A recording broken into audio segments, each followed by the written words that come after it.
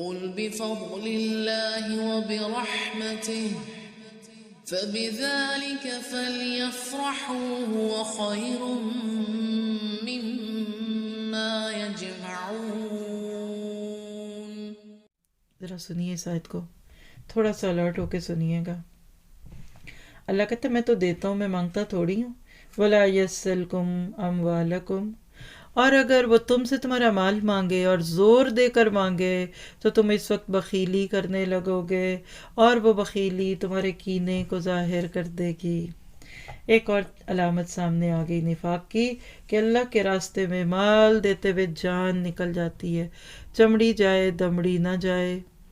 خبردار تم وہ لوگ ہو کہ اللہ کی راہ میں خرچ کرنے کے لیے بلائے جاتے ہو، تو تم میں سے بعض بخیلی کرنے لگتے ہیں، اور جو بخل کرتا ہے وہ تو دراصل اپنی جان سے بخیلی کرتا ہے۔ اللہ تعالیٰ غنی ہے اور تم فقیر اور محتاج ہو، اور اگر تم منہ پھیرو گے تو وہ تمہارے بدلے تمہارے سوا اور لوگوں کو لائے گا، جو کیسے ہوں گے؟ کیسے بھی ہوں، لا یکونوا امثالکم، پھر وہ تم جیسے نہیں ہوں گے۔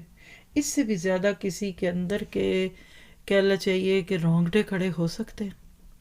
تم اللہ کی ضرورت نہیں ہو، اللہ کے دین کو تمہاری ضرورت نہیں، ہٹ جاؤ، چھوڑ دو، نکل جاؤ۔ ساری دنیا کے لوگ انکار کر دیں نا اللہ کے کام کرنے سے، اللہ کہتا ہے میں ایک اور مخلوق لے آؤں گا اور وہ تم جیسے نہ ہوں گے۔